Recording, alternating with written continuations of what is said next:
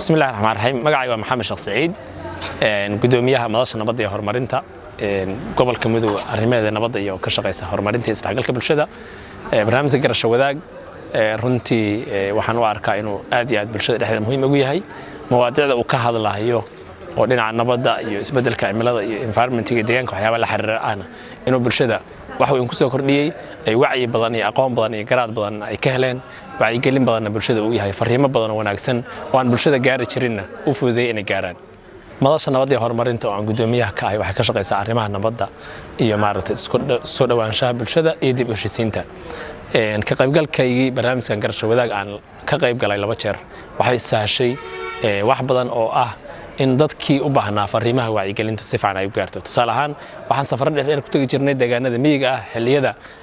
isbeddelka cimilada uu dhaco ama abaaraha ay jiraan ama roobka kale u yimaado mararkaas oo kale waa mararka ay bataan khilaafaadka bulshada gaar ahaan dadka reer miyiga ku nool oo xoolo dhaqatada ah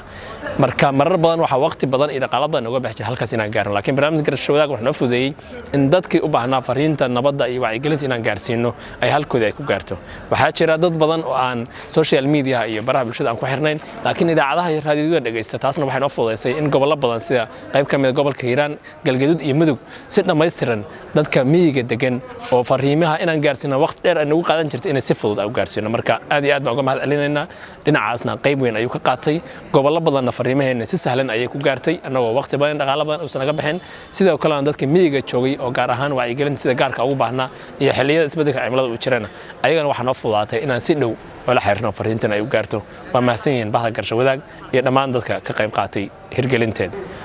aniga waxaan soo jeedinayaa barnaamijkan la sii joogteeyo si wacyiga iyo garaadka bulshada iyo nabadda iyo xasiloonida bulshada uu qayb fiican uga sii qaato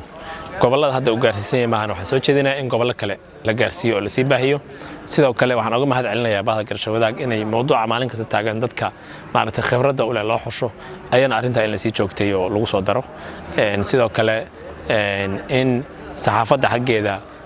la sii baahiyo meesha hadda uu dhowr gobol iyo 2 gobol gaarsiisan yahay in si uu Soomaaliland u wada gaaro ama meelo kale uu gaaro